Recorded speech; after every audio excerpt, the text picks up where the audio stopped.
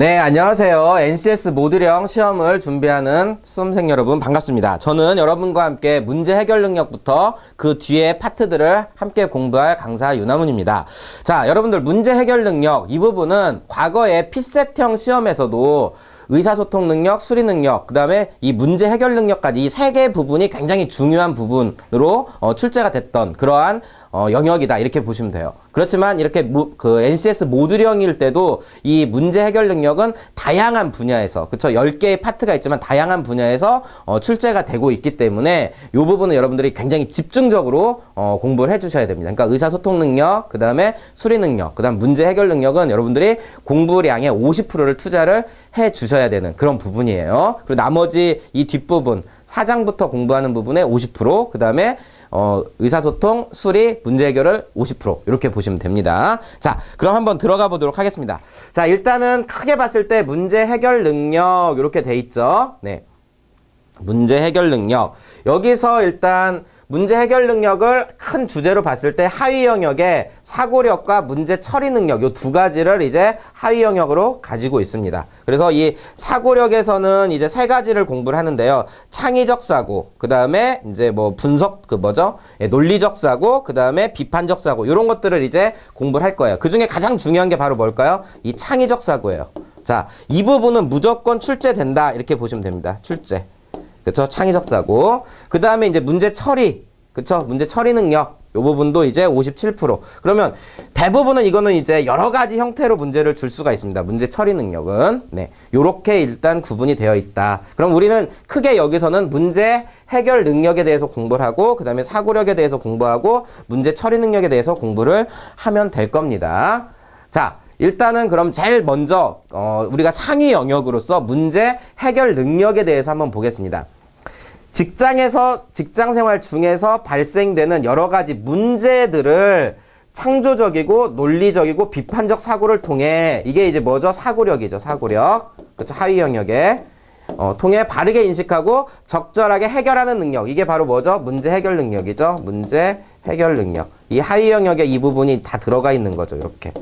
그쵸? 모든 직업인들에게 필수적인 영역이며 최근 복합적이고 다양한 형태로 출제되고 있다. 굉장히 이제 문제 수도 많습니다. 자, 그러면 우리가 문제 해결 능력이라고 했으니까 여기서 여러분들이 봐야 될 것은 문제에 대해서 봐야 돼요. 문제가 무엇이냐? 문제가 뭐냐? 이거 알아야 되겠죠. 그럼 이것은 문제점이랑 같은 말이냐? 문제점이랑 아니다라는 거예요. 문제와 문제점, 글자 하나 차이지만 이건 같은 뜻이 아닙니다. 그쵸? 자, 그러면 여기서 한번 보면은 이렇게 돼 있어요. 문제라는 것은 여기다 밑줄 쳐주시기 바랍니다. 원활한 업무 수행을 위해서 해결되어야 하는 질문이나 논의 대상, 해결하기를 원하지만 해결 방법을 모르는 상태나 얻고자 하는 방안을 얻는 과정을 알지 못하는 상태. 여기까지가 문제예요. 그쵸? 네. 아, 요런 게 문제구나. 아, 우리 지금 업무 수행 과정에 어떤 문제가 있어 할 때, 그쵸? 어떤 문제 해결 방안을 모르고 있는 상태. 그쵸? 이런 상태를 문제라고 얘기해요. 그럼 문제점은 뭐냐? 문제점은 문제의 근본 원인. 이건 문제의 어떤 근본 원인을 얘기하는 거고, 그쵸? 이것은 해결책이라든 어떤 방안을 모르고 있는 과정, 모르고 있는 것. 이런 뜻입니다. 그래서 이건 같은 뜻이 아니에요, 일단. 알겠죠? 그 정도로 여러분들이 봐두시면 되겠습니다. 자. 교재에 보면 136페이지, 여기는 좀 자세히 공부를 해 나가도록 하겠습니다. 거기에 확인 문제가 있어요. 136페이지에 확인 문제. 같이 한번 읽어보면서 한번 보도록 하겠습니다. 136페이지 확인 문제. 문제에 대한 설명으로 옳지 않은 것은 이렇게 되어 있어요. 지금 여기서도 문제에 대한 설명을 물어봤죠. 문제점이 아니라. 그쵸? 문제점이라는 것은 문제의 근본 원인을 얘기하는 거고, 여기서는 지금 문제가 뭐냐? 이렇게 물어본 거예요. 문제에 대해 설명이 뭐냐? 그쵸? 해결하기를 원하지만, 1번을 보면 해결하기를 원하지만 실제로 해결해야 하는 방법을 모르고 있는 상태를 우리가 문제라고 얘기한다. 맞는 표현이에요. 그쵸? 업무를 수행함에 있어 해결해야 되는 어떤 상황. 그쵸? 이것도 문제죠. 그쵸? 목표와 현상 간의 차이. 자, 여기 한번 볼까요? 또 나왔어요. 자, 목표와 현상 간의 차이. 현상 간의 차이. 이것은 뭐냐면 우리가 추구하는 목표가 있어요. 그쵸? 근데 지금 현재는 여긴 거예요. 그러면 요 차이를 얘기하죠. 요거. 그쵸? 어떤 우리가 추구하는 목표는 여긴데 현재 상황은 여기다. 현재 상황. 그쵸? 그러면 요게 문제냐? 요건 문제가 아니라 니드라고 얘기해요. 니드. 우리의 필요. 그쵸? 니드. 그쵸? 네. 그래서 정답은 몇 번이 되냐면 3번이 되겠습니다. 목표와 현상 간의 차이. 이건 니드가 되는 거예요. 그 다음에 해답이 있지만 그 해답을 얻는데 필요한 행동을 아직 알지 못하는 상태. 이런 것들은 문제라고 얘기를 할 수가 있다라는 거죠. 그쵸? 요 정도로 여러분들이 봐두시면 될 것 같습니다. 자, 다음. 자, 문제의 분류.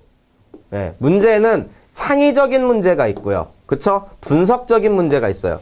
자, 여러분들이 그러면 이 창의적인 문제, 뭐 창의력도 있지만, 자, 창의적 문제라는 것은 무엇을 뜻하고, 분석적 문제는 무엇을 뜻하냐?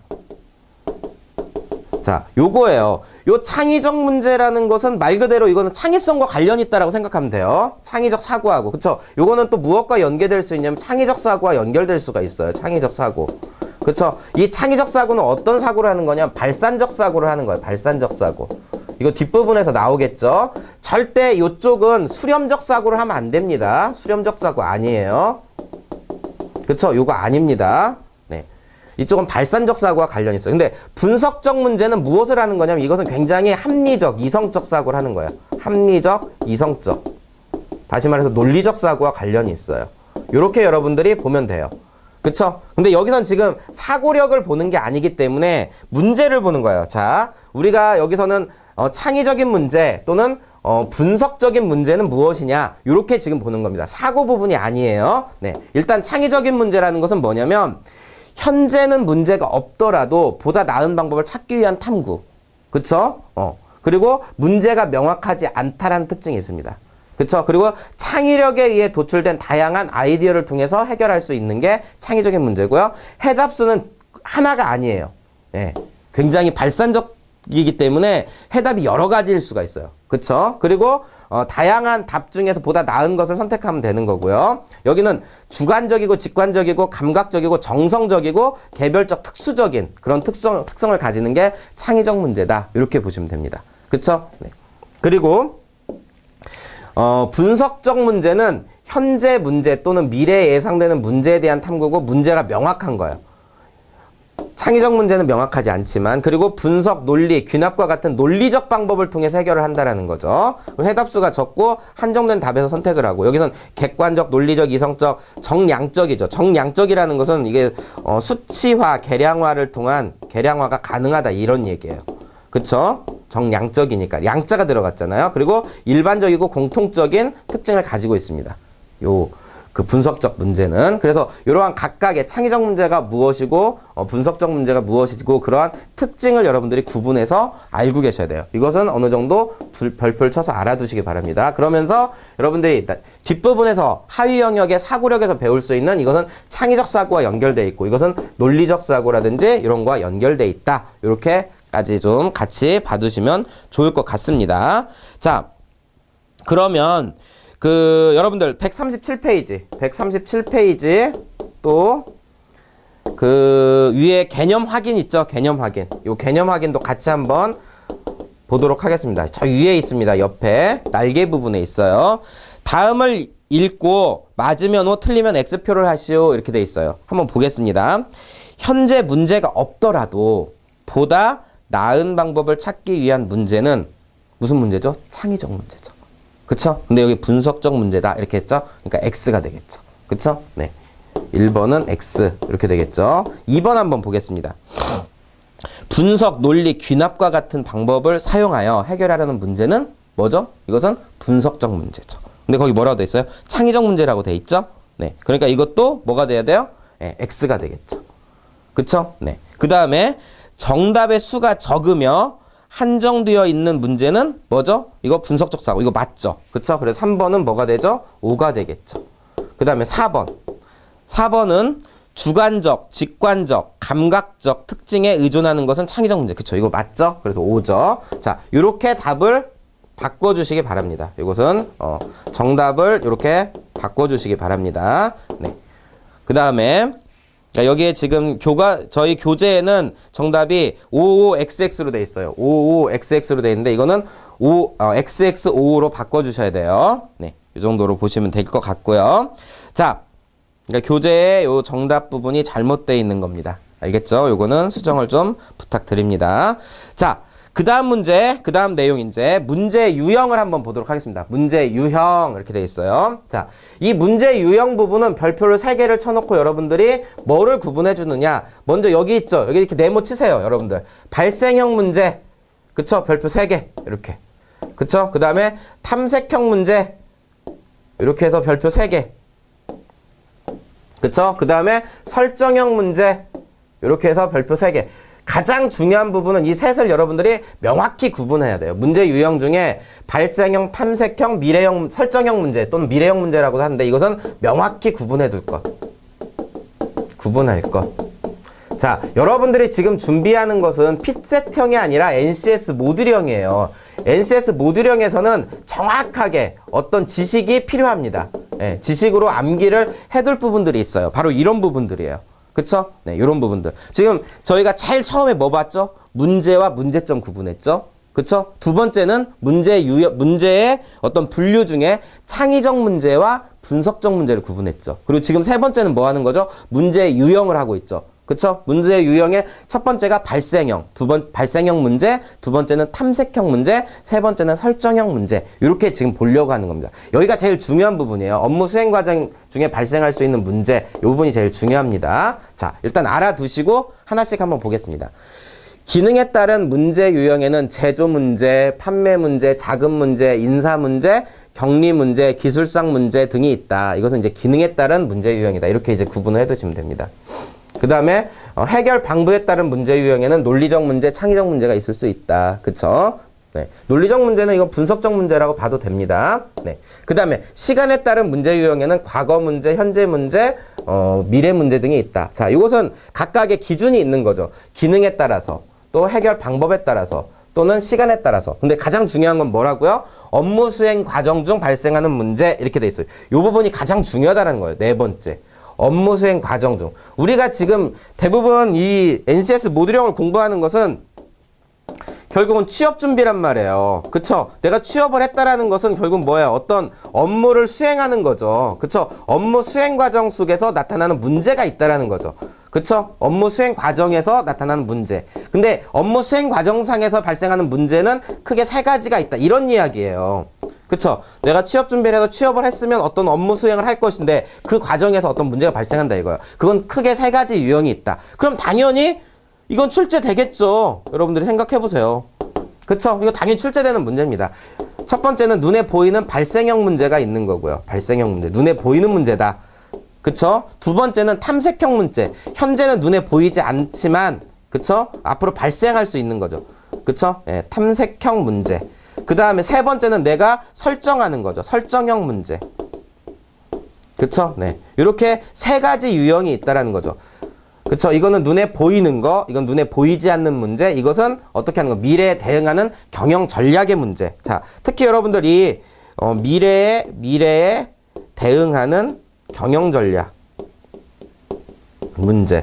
여러분들 혹시 이 부분에서 봤을 때 이 설정형 문제에서 가장 많이 생각나는 게 어디예요? 바로 삼성전자. 삼성전자 예전에 이건희 회장이 했던 이야기가 있어요. 항상 직원들의 때 했던 이야기 중에 뭐가 있어요? 10년 후에 무엇을 할 것인가? 요 질문이에요.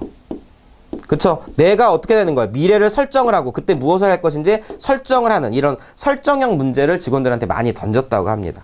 그쵸? 이런 부분들을 여러분들이 알아두시면 아, 이게 설정형 문제구나 이렇게 볼 수가 있어요. 자, 문제 유형 크게 업무 수행 과정에서 발생하는 문제 유형 중에 뭐가 있다? 맨 처음에 발생형, 눈에 보이는 현재의 문제. 그 다음에 두 번째는 뭐가 있죠? 두 번째는 바로 이거죠. 탐색형, 눈에 보이지 않는 문제. 세 번째는 뭐다? 바로 미래에 대응하기 위한 어떤 경영 전략의 수립 문제와 관련이 있어요. 이거는 설정형. 이렇게 꼭 알아두시기 바랍니다. 자, 그럼 발생형 문제부터 한번 보겠습니다. 이미 발생하여 걱정하고 해결해야 되는 문제를 우리가 발생형 문제다. 이렇게 얘기를 하고요. 기준을 일탈해서 발생하는 일탈형 문제와 그쵸? 일탈이라는 것은 기준이 있어야 되는 거죠. 네. 기준에 미달하여 발생하는 미달형 문제 이 2가지가 있습니다. 그 다음에 문제 원인이 내재되어 원인 지향적인 문제다. 이렇게도 이야기를 합니다. 자, 발생형 문제는 다른 말로 뭐라고도 얘기한다? 원인 지향적 문제다. 원인 지향적 문제고, 이 발생형 문제는 일탈형 문제와 뭐가 있다? 예, 미달형 문제가 있다. 요렇게 여러분들이 봐주시면 되겠습니다. 그쵸? 자, 두 번째는 이제 탐색형 문제예요. 그쵸? 이건 찾는 문제인데 눈에 보이지 않는 문제예요. 현 상황을 개선하거나 효율성을 증가시키기 위한 문제인데 방치하면 후에 손실이 따르고 해결할 수 없는 문제로 나타날 수 있다. 이 부분이 중요한 거죠. 지금 당장 눈에 보이지 않기 때문에 문제가 없는 걸로 착각하면 안 된다라는 거죠. 그쵸? 근데 그거를 내가 방치하면 후에 크게 올 수가 있다라는 거. 잠재 문제, 예측 문제, 발견 문제로 구분된다. 이렇게 돼 있어요. 그럼 여기는 세 가지로 구분을 할 수 있죠. 잠재 문제. 그쵸? 그리고 예측 문제. 그 다음에 세 번째는 이제 발견 문제. 이렇게 돼 있습니다. 발견 문제. 이렇게 여러분들이 구분을 해두세요. 이렇게. 그쵸? 네. 그럼 한번 보면은 잠재 문제는 잠재되어 인식하지 못하다가 문제가 커져 해결이 어려운 문제. 존재하지만 숨어 있어서 조사 및 분석을 통해 찾아내야 되는 문제를 잠재 문제라고 하고요. 현재는 문제가 발견되지 않았으나 진행 상황을 바탕으로 예측하였을 때 문제가 일어날 수밖에 없는 문제. 이것을 우리가 예측 문제라고 합니다. 발견 문제, 현재는 문제가 발견되지 않았지만, 여긴 똑같죠? 현재는 문제가 발견되지 않았지만 유사 기업 또는 선진 기업의 업무 방식을 통해 보다 나은 제도나 기술을 통해 발견하여 개선 및 향상이 가능한 문제, 이걸 발견 문제라고 합니다. 이렇게 세 가지, 잠재, 예측, 발견 문제는 탐색형 문제에 들어간다 정도 알아두시면 됩니다. 그 다음에 세 번째, 설정형 문제가 있어요. 이것은 앞으로 어떻게 할 것인가에 대한 문제이다. 기존과 관계없이 미래지향적인 새 과제나 목표를 설정함에 따라 발생하는 문제를 말한다. 다양하고 창조적인 노력이 요구되어 창조적 문제라고도 한다. 그러면 설정형 문제는 결국은 창조적 문제와 관련이 되는구나. 이 정도로 여러분들이 알아두시면 돼요. 이렇게 구분을 해두시기 바랍니다. 됐죠? 네. 그러면 거기 빈칸 넣기 137페이지에 7페이지에 그 빈칸 넣기 있죠. 밑부분에 거기에 빈칸 넣기를 한번 보도록 하겠습니다. 다음 가로 안에 들어갈 알맞은 말을 쓰시오. 이렇게 돼 있어요. 가로는 앞으로 어떻게 할 것인가 하는 문제를 말한다. 이렇게 돼요. 앞으로 어떻게 할 것인가. 어디 있어요? 앞으로 어떻게 할 것인가. 10년 후에 어떻게 할 것인가. 설정형 문제죠. 그러니까 설정형 문제는 앞으로 어떻게 할 것인가를 할 것인가 하는 문제를 말한다. 이렇게 돼 있죠. 그러니까 설정형 문제가 들어가야 되고, 두 번째, 현재 직면하여 해결하기 위해 고민하는 문제. 현재 직면하는 거. 발생형 문제죠. 발생형 문제. 그쵸? 그 다음에 세 번째 보면 이거는 현재의 상황을 개선하거나 효율을 높이기 위한 문제다. 이렇게 되니까 여러분들 이게 헷갈릴 수가 있어요. 근데 이거는 뭐냐면 탐색형 문제예요. 그러니까 여기 이렇게 돼 있잖아요. 현 상황을 개선하고 효율을 증가시키는 문제. 이 부분 이게 바로 탐색형 문제라는 걸 알고 있어야 돼요. 이거를 발생형 문제라고 보면 안 돼요. 현재 상황을 어떻게 하는 것. 현재의 상황을 개선하거나 효율성을 높이기 위한 문제. 그쵸? 이것은 탐색형 문제다. 이것을 여러분들이 구분을 해서 알아두시기 바랍니다. 자, 그럼 이제 다음 부분 한번 보도록 하겠습니다. 자, 이제 문제 해결이에요. 문제 해결. 자, 문제 해결을 위한 기본 요소가 무엇이냐? 지금 여기서 몇 가지를 이야기하고 있죠? 문제 해결을 위한 5가지 방법을 이야기하고 있는 거예요. 문제 해결 방법. 자, 그럼 한번 보겠습니다. 일단 첫 번째, 체계적인 교육 훈련이 필요하고, 두 번째, 문제 해결 방법에 대한 인식이 필요하고요. 세 번째는 문제 관련 지식의 가용성, 이용 가능성을 얘기하는 거죠. 그리고 네 번째는 문제 해결자의 도전과 끈기가 필요한 거고요. 그리고 문제에 대한 체계적인 접근, 체계적인 접근이라는 말이 무슨 뜻이냐? 문제에 대한 체계적 접근. 자, 체계적 접근이라는 것은 이것은 다른 말로 하면 종합적 접근, 종합적 접근 또는 총체적 접근, 이런 말들이에요. 그쵸? 그러면 이런 거예요. 예를 들자면 그냥 이런 문제가 있다고 칠까요? 어떤 예를 들어서 그냥 노인 문제가 있다. 그냥 제가 예로 들기에, 자, 노인 문제가 있을 때 요 문제를 그냥 노인 문제 자체를 보는 게 아니라 만약에 체계적, 종합적, 총체적으로 접근한다. 이 말은 뭐냐면 이것을 철학이라든지 역사학이라든지 또는 뭐 사회학이라든지, 그쵸? 또는 뭐 정치학이라든지 또는 뭐 문화인류학이라든지, 그쵸? 또는 뭐 이제 심리학이라든지 이러한 다양한 인접학문 간의 종합적, 통합적 접근을 통해서 이렇게 종합적, 통합적 접근을 통해 가지고 뭐를 제시하는 거예요? 해결책을 제시하는 거. 요렇게 하는 것, 요런 식으로 접근하는 것을 우리가 뭐라고 부른다? 요런 식으로 접근하는 것을 체계적 접근, 종합적 접근, 총체적 접근 이렇게 얘기를 하는 겁니다. 그쵸? 어떤 문제, 이게 만약에 업무상의 어떤 문제라면 그것을 어떤 하나의 이론으로 접근하는 게 아니라 그 문제와 관련 있는 인접학문 간의 종합적, 통합적 접근을 통해서 해결책을 제시하고자 하는 것, 이것을 체계적 접근, 체계적인 접근 이렇게 이야기를 하는 겁니다. 네. 자, 일단은 체계적인 교육훈련, 여기 계속 체계라는 말이 이렇게 들어가죠. 그쵸? 네. 효과적인 아이디어를 통한 문제 해결을 위해서는 창조적 문제 해결을 위한 기술 습득이 필요하다. 따라서 개인은 사내 또는 사외의 체계적인 교육훈련을 통해 기본적으로 지식을 익혀야 된다. 이렇게 얘기를 하고 있고요. 그 다음에 문제 해결 방법에 대한 지식도 필요하다. 일반적인 문제와 전문적인 문제에 따라 적용되는 기술과 지식이 다르므로 이를 위한 다양한 문제 해결 방법과 사고를 쌓아야 된다. 그리고 문제 관련 지식의 가용성, 풍부한 경험과 지식을 통해 담당 업무 및 해당 문제에 대한 기본 지식을 갖추어야 된다. 이렇게 얘기를 했죠. 그쵸? 그리고 문제 해결자의 도전의식과 끈기, 도전의식과 새로운 것을 추구하는 태도, 또 위기를 이겨내려는 태도 등이 문제 해결의 밑바탕이 될 수 있고요. 또 문제에 대한 체계적인 접근이 필요하다. 이거는 요걸 뜻하는 거죠. 그쵸? 효과적인 문제 해결을 위해서는 문제에 대한 체계적인 접근, 쉽게 말해서 이렇게 종합적, 통합적 접근이 필요하다. 이런 얘기예요. 요게 이제 기본적인 요소라는 거죠. 그러면 요 문제는 어떻게 나올 수가 있느냐? 이거는 어떤 제시문이 주어질 겁니다. 제시문. 그 제시문이 문제 해결의 방법 중에 무엇에 해당하느냐? 뭐 체계적인 교육 훈련이다. 아니면 문제 해결 방법에 대한 어떤 지식을 획득하는 과정이다.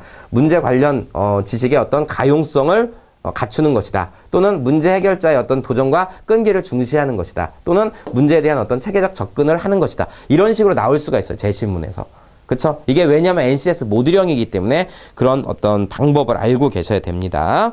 자, 그 다음에 한번 보시면 일단 다음 부분 한번 보도록 하겠습니다. 자, 문제 해결 시 필요한 기본 사고는 뭐가 있느냐? 자, 이게 이제 우리가 그 뒷부분의 하위 영역에서도 사고를 공부를 하는데 여기서도 이제 문제 해결 시 필요한 기본적 사고에 대해서 나오고 있어요. 그 하나는 전략적 사고와 분석적 사고, 그 다음에 발상의 전환과 내외부 자원의 효과적 활용, 이렇게 해서 네 가지를 지금 이야기를 하고 있습니다. 네 가지. 자, 전략적 사고는 무엇이냐? 직면한 문제와 해결 방안에만 집착하지 말고 문제 및 방안이 상위 시스템 또는 타 문제와 어떻게 연결되어 있는지를 생각하는 것. 이걸 전략적 사고라고 하고요. 그리고 분석적 사고는 말 그대로 나누는 거잖아요. 그러니까 전체를 각 요소로 나누어 의미를 도출한 후 우선순위. 여기서 굉장히 중요한 거는 이제 우선순위를 부여하여, 그쵸? 구체적인 해결 방법을 찾는 것을 분석적 사고라고 합니다.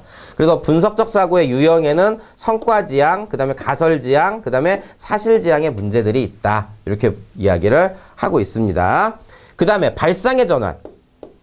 기존 사물과 세상을 보는 틀을 전환하여 새로운 사고를 지향하는 것. 그리고 내외부 자원의 효과적 활용, 문제 해결 시 필요한 기술, 재료, 방법, 사람 등의 자원 확보 계획을 수립하고 내부, 외부 자원을 효과적으로 활용해야 된다. 문제 해결을 위해서. 네, 이렇게 해서 문제 해결 시 필요한 사고, 첫 번째 뭐예요? 다시 한번 볼까요? 전략적 사고가 필요하다. 두 번째는 분석적 사고가 필요하다. 이 분석적 사고가 필요한 유형의 문제는 세 가지가 있는데, 첫 번째는 성과지향 문제. 그 다음에 두 번째는 가설지향 문제. 세 번째는 사실지향의 문제. 이렇게 있다. 그쵸? 그 다음에 세 번째는 발상의 전환이 필요하고, 여러분들 이렇게 공부를 해야 돼요. 발상의 전환이 필요하고, 네 번째는 내외부 자원의 효과적 활용이죠. 자원의 효과적 활용이다. 지금 그러면 이야기한 이 네 가지는 다 무엇을 위한 것이냐? 문제 해결을 위한 기본 사고다. 기본적 사고. 네 가지. 이렇게 해서 여러분들이 이건 어떻게 해둬야 되죠? 머릿속에 넣어놔야 되죠. 이렇게 해서. 그쵸? 네. 전략적 사고와 분석적 사고와 발상의 전환, 그 다음 내외부 자원의 효과적 활용이 문제 해결을 위한 기본 사고다. 요거 정도는 여러분들이 알고 계셔야 됩니다. 자, 그러면 138페이지. 이게 이제 138페이지에 있는 거예요. 138페이지 날개 부분에 있는 문제를 한번 보도록 하겠습니다. 문제 해결을 위해 갖춰야 될 기본적인 사고 네 가지는 지금 했네요. 그렇죠? 전략적 사고와 그 다음에 분석적 사고, 그 다음에 발상의 전환, 그 다음에 하나는 이제 뭐예요? 내외부 자원의 효과적 활용, 이렇게 적어주면 되겠습니다. 그쵸? 네. 자, 다음 내용 한번 보도록 하겠습니다. 이거 굉장히 중요한 부분입니다. 여기도. 네. 그러니까 문제 해결 능력 부분은 안 중요한 게 없어요. 네, 문제 수도 굉장히 많이 나올 수가 있습니다. 네, 여기서 만약에 100문제라면 최소한 10에서 15% 이 정도를 차지할 거예요. 10문제 정도 나온다는 얘기예요. 15문제 이 정도로. 네. 자, 그럼 보겠습니다. 문제 해결 시 장애 요인. 자, 요것 자체로 출제가 될 수가 있어요. 요 자체로. 출제. 가능성이 있는 거예요. 이것도 뭐를 주고요? 어떤 뭐 질문이 있겠죠. 뭐 10번이다. 그럼 뭐 막 이렇게 질문이 있겠죠. 그리고 어떤 제시문이 있습니다. 그러면 이 제시문이 1, 2, 3, 4 중에 무엇에 해당하냐 이렇게 물어볼 때 요 제시문을 해석해서 요 네 가지 중에 하나를 찾아야 되는 이런 유형의 문제로 출제가 될 수가 있어요. 자, 문제 해결 시 문제 해결의 장애가 되는 건 뭐냐? 문제 원인을 철저히 분석하지 않은 경우. 그쵸? 또 하나는 선입관 및 고정관념에 얽매여가지고, 또 하나는 쉽게 떠올릴 수 있는 단순 정보에 너무 의존하는 경우에, 또 너무 많은 자료를 모았기 때문에, 요런 것 자체가 답이 될 수가 있어요. 그쵸? 여기에 이제 1번, 2번, 3번, 3번 이렇게 주어져 있겠죠. 자료만 모으고, 만약에 여기에 막 자료만 모으고 어떤 해결책을 제시하지 못하고 있다. 이것은 바로 뭐예요? 너무 많은 자료를 모았기 때문에, 이렇게 모아놓기만 했지, 실질적으로 해결책을 제시하지 못하는 경우. 그러니까 문제 해결의 그 장애 요인이 너무 많은 자료를 모으기만 했다라는 거. 이런 게 답이 되겠죠. 이런 식으로 여러분들이 문제를 풀어 나가 주시면 되는 그런 부분입니다.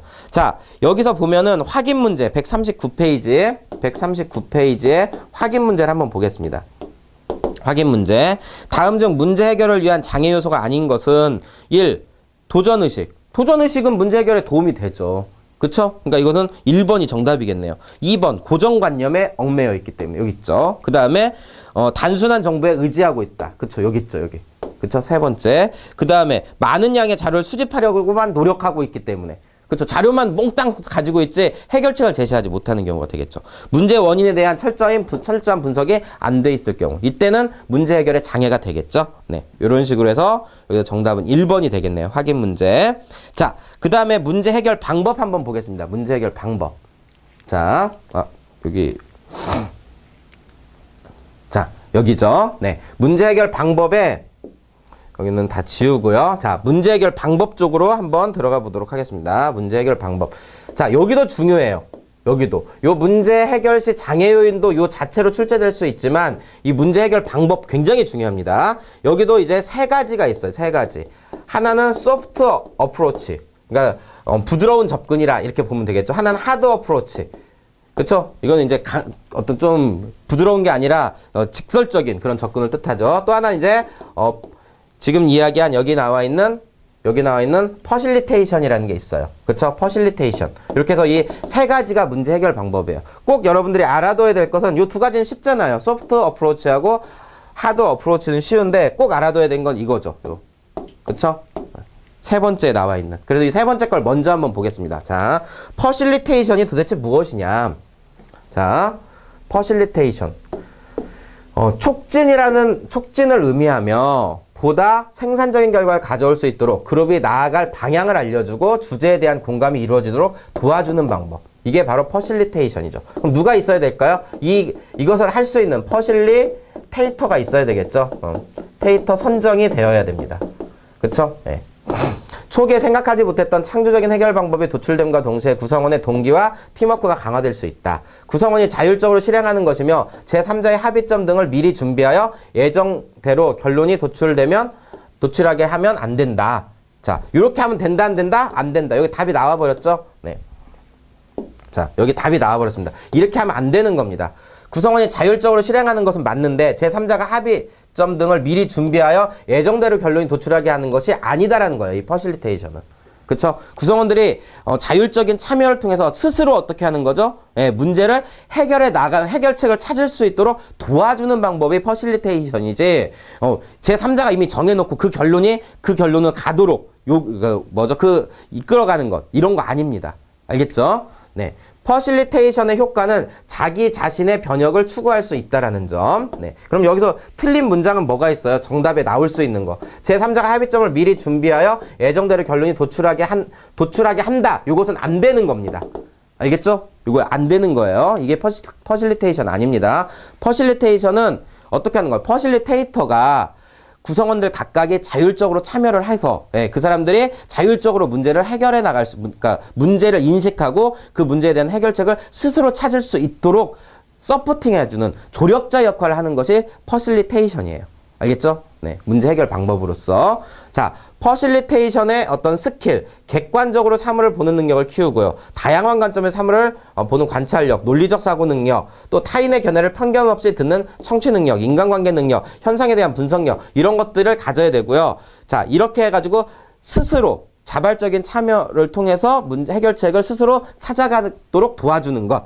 그러니까 퍼실리테이터가 만약에 있다면 이 사람이 하는 일은 뭘까요? 퍼실리테이터.